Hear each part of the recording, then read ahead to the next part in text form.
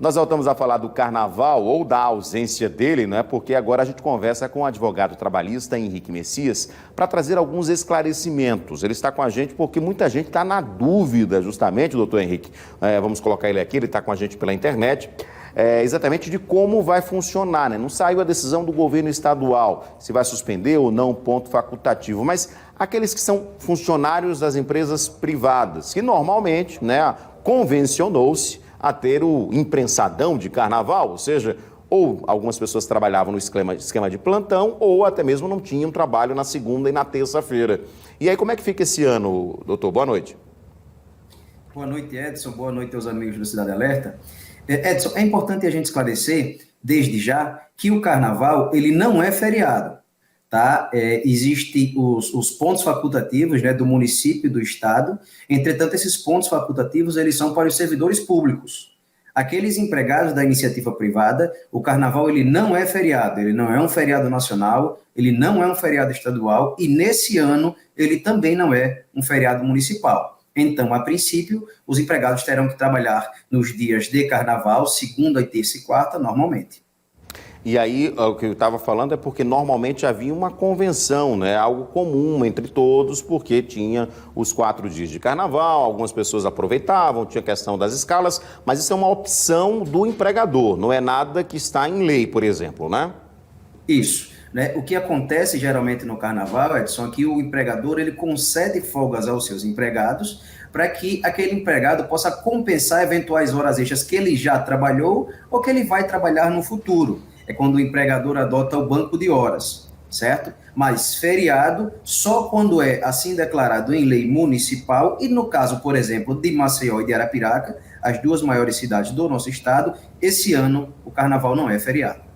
Agora, doutor, em relação às penalidades para aquele funcionário, por exemplo, não, eu vou faltar, eu vou viajar, aluguei uma casa de praia, vou embora, porque é carnaval, sempre foi assim, e não for trabalhar, ele pode já pode ter uma demissão por justa causa ou seria uma advertência no primeiro momento? Pergunta importante, né? Por quê? Porque esse tipo de falta, esse tipo de fato, né, do empregado, quando ele falta injustificadamente ao trabalho, não é suficiente, Edson, para que a gente tenha uma justa causa de imediato.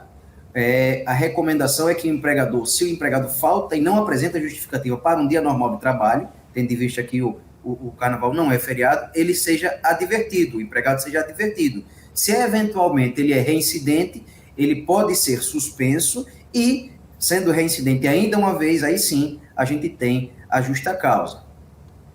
Então é importante ficar atento aí. O ideal, na verdade, é seguir, né? Seguir o que determina a lei e o que determina também o seu empregador. Tá difícil manter um emprego, né, doutor? E é claro que não é uma besteira dessa que você vai se prejudicar. A recomendação, na verdade, é que haja um bom senso. Até porque, né, o carnaval já não vai ter mesmo a festa. Então, assim, é melhor garantir o emprego para ter outros carnavais nos próximos anos, né, doutor?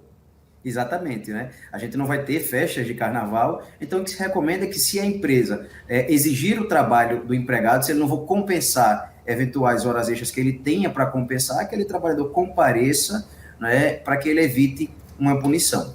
Agora, caso a empresa queira dar alguma folga ou de repente reduzir essa hora trabalhada, não tem problema nenhum também. É um direito que o empregador pode fazer, não é? Isso, principalmente quando a empresa adota o banco de horas, não é? O trabalhador trabalha algumas horas extras para compensar, por exemplo, nos dias de carnaval, ou até ele pode deixar de trabalhar nesses dias de carnaval e trabalhar posteriormente para compensar essas horas que ele deixou de prestar, esse serviço que ele deixou de prestar nesses dias. No caso do banco de horas, é algo que tem que ser convencionado ou assim, a empresa pode adotar à medida que ela precise? Edson, o banco de horas há necessidade que ele esteja previsto no contrato de trabalho, tá? Ou pelo menos, né, em um acordo ou convenção coletiva com o sindicato. Se houver essa autorização no acordo ou convenção coletiva ou no contrato de trabalho, a empresa com o empregado, junto com o empregado, podem fazer esse tipo de compensação. Perfeito, doutor. Obrigado pela sua participação, pelos seus esclarecimentos, e a gente reforça, né? Não é feriado, então assim, o que normalmente a gente tinha nos outros anos, de repente folgar na segunda, na terça, só voltar na quarta-feira, no segundo horário, ainda tinha isso, né? Só voltava na quarta-feira no segundo horário. Esqueça, esse ano não tem nada, pode até acontecer na sua empresa, mas não tem nada garantido, não é isso, doutor? Obrigado, viu? Eu que agradeço, uma boa noite a todos, Edson.